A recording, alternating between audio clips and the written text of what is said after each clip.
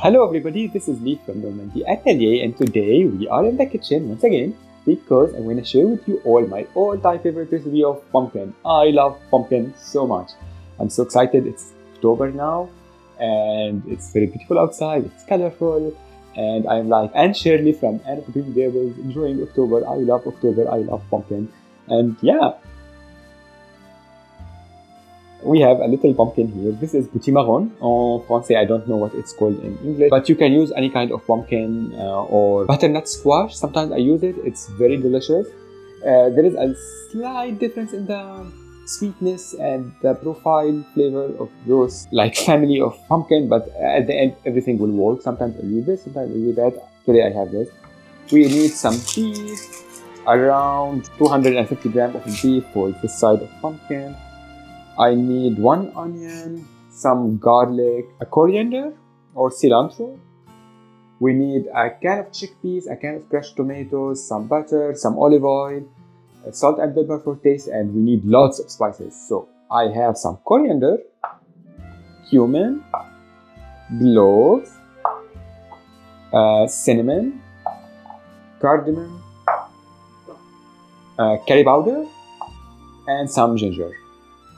And also we are going to prepare rice on the side too. This meal is very interesting because I don't know how to describe it. It's like a stew, but not really. It's like a tagine, but not really. You will see. And people are always confused, right? Because we don't really associate normally pumpkin with tomatoes. I don't know why. And when I prepare this for friends or people that I know, and they say, oh, pumpkin and tomato. Why? This is weird. And no, it's not weird. The acidity of the tomato will complement the sweetness of the pumpkin so much. It's like a match made in heaven. It's so delicious. You will see. So the first thing I'm going to do, I'm just going to rinse my chickpeas from the can. Just put it like this. Clean it from the aquafaba that is in it. And set it aside till it's like totally dry. And I am going to start working on my ingredients. The first thing I want to do is cutting my pumpkin. So just cut the stem off, and we need to peel it too. So, but I'm not going to peel it all. I'm going to cut it first and then peel it later. That is way easier than starting like this. And be careful because it's a little bit slippery. But because it's like almost empty in the middle, you can just stab it like this and go like this later. The next step, and by doing this you are not going to hurt yourself. The skin that is really hard, but the pumpkin itself is not that bad. And what we are going to need is a spoon to remove all the entire fish and seeds from the inside. You can use the seeds, just remove the seeds, clean them, rinse them, let them dry, and put them in the oven. This way you can have pumpkin seeds for yourself. That is nice. I admit that I don't do that normally because it's too much work. And I don't use lots of seeds. I should use more seeds in my salads. I always say, oh, I wish I have seeds. I don't. Imagine like just doing this, cleaning it, peel it from the outside, stuff it with like rice and meat and tomatoes and I don't know what else, and put it in the oven. That would be delicious and beautiful to present like that. And to peel it, I'm going to cut it first, either two. Because I prefer to peel small pieces of pumpkin instead of peeling the whole thing. And you'll see, just cut it into stripes, like big stripes, like this.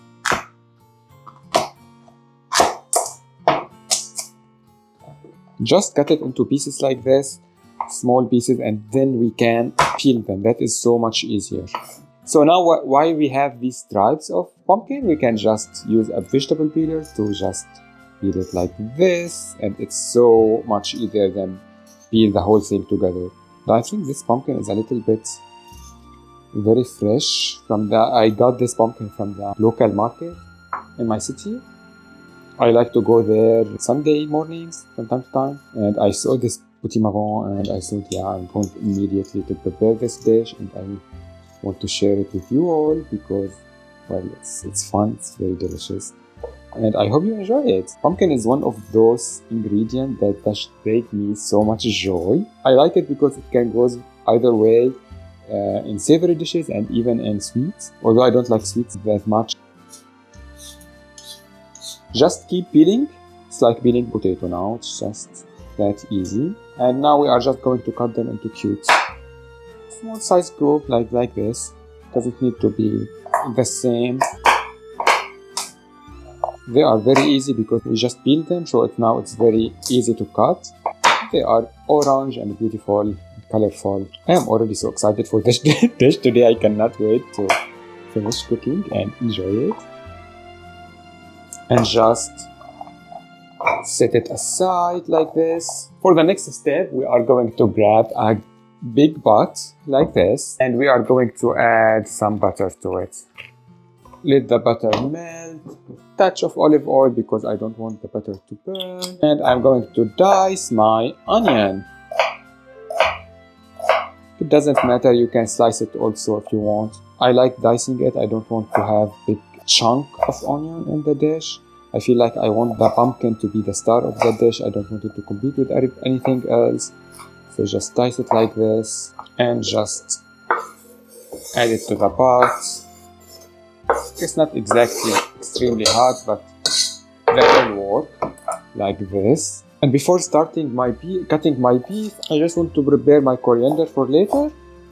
So just chop it, roughly chopped. Doesn't need to be extremely thin. Of course, I washed it in advance, but I wanted to finish the coriander first because I want to work on my beef last for the cutting board. I don't want to clean it and come back later to it. If you don't like coriander, because I know it's a genetic thing, that is sad, so I'm so sorry for you. I love coriander so much. You can use more coriander seed. It doesn't have the same taste. It's completely different. Maybe you can use something else like chives, for example. That is up to you. Sometimes I prepare it with only the garlic at the end because it adds that contrast to the dish. Everything will be so sweet without the garlic and the coriander, which is not good. Like the balance will be off. You can play with it and see what you like or what not.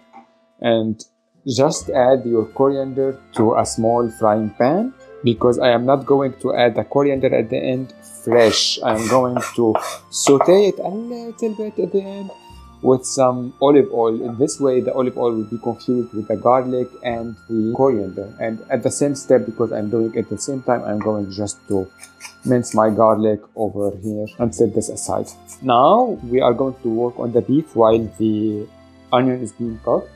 And as you see, I just cleaned the tool that I am using at the previous steps immediately. In this way, I will not have like a big chunk of things to clean later. And the beef is just so easy. You just need to cut it into small cubes.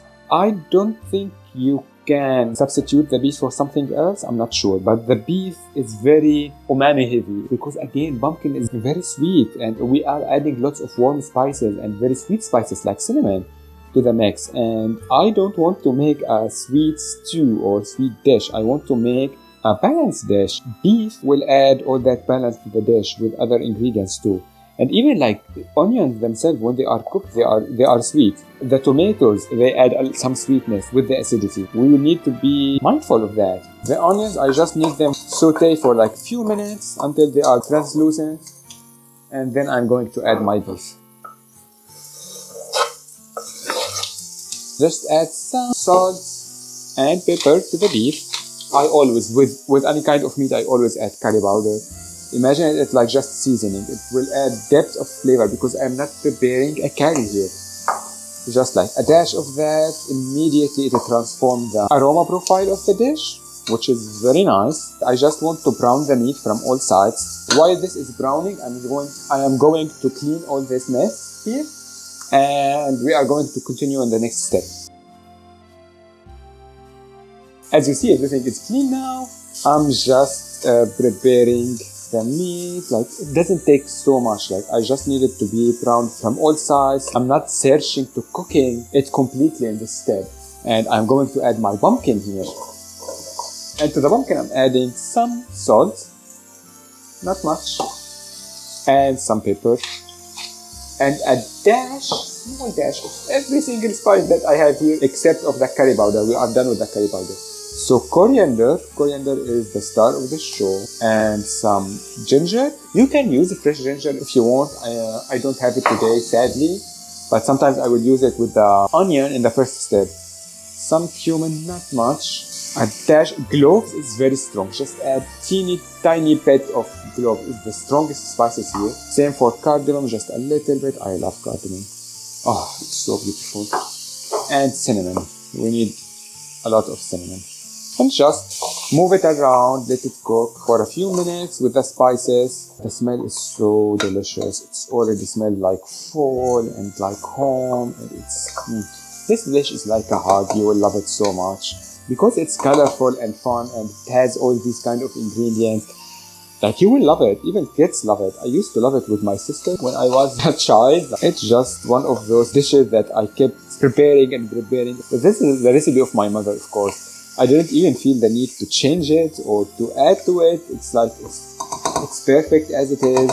Keep cooking it for a few minutes. Like the color will change a little bit for the pumpkin. It will be a little bit pale. The next step will be adding some tomatoes. So yeah, 1 can of tomato will go to the mix. Just clean it with some water that will clean all the rest of the tomato inside. And to here we are going to add lots of spices. First of all, salt, pepper. You can add how much pepper you want. Black pepper, cinnamon. Cinnamon is the biggest amount of your life of the salt will be with cinnamon. Touch of cumin, not a lot. Cumin is so strong. I don't want it to be very cuminy.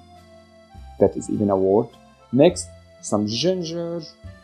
And by doing the spices in layers, the flavor will be layered too. Like we add flavor to the pumpkin, we added flavor to the meat, and now we are adding flavor to the sauce or to the tomatoes. Now some coriander, a touch of cloves, mix it all around.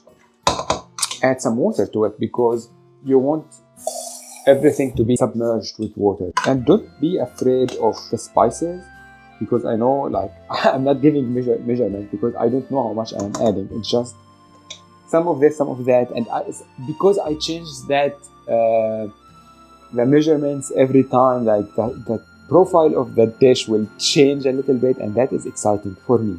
Just put it here and cover it. Let it boil and let it cook for around 30 minutes. I'm just going to add a timer. I just want the pumpkin to be soft and the beef to be cooked. Sometimes it will cook in less time depending on the pumpkin and the butter or the butternut squash that you are using. So in like 20 to 30 minutes, just try to taste some piece of the pumpkin separately and if it's cooked or not, because if it's like overcooked, it will dissolve and everything will be a mess later. You don't want a puree. Meanwhile, I'm just going to prepare my rice. I prepare my rice always in the microwave. I just clean it, rinse it, and I put it in a microwave-safe bowl. And I'm going to add salt and pepper, some cinnamon. I always add cinnamon and cardamom to my rice, always. So yeah, and to that, we are going to add some water. So this is 200 grams of rice. So to that, I need 300 milliliters of water. And I'm just going to mix it. Just cover it with a plastic wrap and put it in the microwave for around, I will start with like 10 minutes in the microwave and go from there, because it might need more, 10 to 15 minutes maximum, and it will be ready. You just need it to be dry and make some holes in the plastic wrap so the steam will escape. And by preparing rice in the microwave, the result will always be a perfect fluffy rice. I used to cook my rice always on the stovetop, but there is some kind of magic in the microwave. I don't know what it is, but it's always perfect. So it has been like 12 minutes and my rice is ready. It's so fluffy. I'm just going to keep it covered with the plastic wrap. If you want, you can add some butter to it, but I don't add butter to my rice anymore. I don't need that, the extra calories. There is like 10 minutes still on the timer, so I'm just going to add my chickpeas to my pumpkin. And I'm going to mix it up. Pumpkin and chickpeas, they go very well with each other. The chickpeas will add lots of earthiness and texture to the dish, which is amazing. we want that, we like that. I'm going to cover it partially because I feel like it has lots of moisture in it, and I like all my dishes to be less soupy than this is. If you want it to be more liquidy, you can always add water to it, a little bit of water then. But for me, I like it a little bit thicker. So I'm just going to cover it partially, and this way the steam will go away. And it's October right now. I have the forest just here right in front of me, and it's just starting to have all these beautiful colors like greens and yellow and orange and red. It's so beautiful. I like the autumn time so much. October is my all-time favorite month of the year. I like it. I feel like I am Anne Shirley from Anne of Green Gables all the time in October, and it will be devastating and sad to just jump from September to November without October in the middle. Yes, that's exactly me. This is me. And I enjoy pumpkin, I enjoy the sweets, puff pastry, apples. Oh my god, I like apples all year around, but in the fall, it's the best thing. And look, what I bought from the local market with the pumpkin, I got some quince. I feel like it's some kind of a forgotten fruit. And nowadays, nobody talk about it. It's very interesting. It's a little bit sweet with a little bit of acidity to it. And when I was a little, we had a tree of quince on our garden, and we used to eat it. You can eat it raw, you can eat it, you can prepare it as a jam. Oh, that would be nice. I thought I could prepare some kind of a pie with it, or an apple cider down pie with it with puff pastry. That could be, oh my god, with caramel, that could be amazing. If you want, let me know if you want a recipe for that in the comments. I can prepare that for you, for us all to enjoy. So I'm just going to let it simmer like this. Meanwhile, I'm just going to prepare my coriander and garlic. Just add some olive oil. Basically, I don't want to add raw garlic to my stew, and I don't want to put it in the first because the garlic flavor will a little bit disappear, I feel. I want that garlic flavor to be very strong. So by just infusing it with a little bit of olive oil and cook it for like 30 seconds with the coriander. You can add coriander, fresh coriander, but I like it like this way. My mom always prepared it this way. And it's funny. The flavor profile of the coriander will change a little bit. It's not the same as adding fresh coriander. And it will be less coriandery, if that makes any sense. Just 30 seconds or so. Return this to the pot here. And I know it sounds silly just to make another pan dirty for that step, but it's not. You will feel the whole difference when you prepare it yourself. And I use this technique for many things, not only for this dish. And just mix it all around. And by just adding, oh my god, the whole aroma will change, and the color because of the green. So yeah, everything is ready now. Just grab a spoon or a fork, it doesn't matter, and mix your rice a little bit to make it extra fluffy. Look how fluffy it is. Put a few spoons of rice, and the rest of the dish will be on the other side. Try to add everything. And I like this tomato can because it had some chunk of tomatoes, which is interesting. It's not juice. It had some texture to it, which is nice. Look how pretty this is. It's like completely perfect. You can add a touch of coriander at the end too, just to make it extra green, but I feel like it doesn't need anything to taste. It's extremely hot.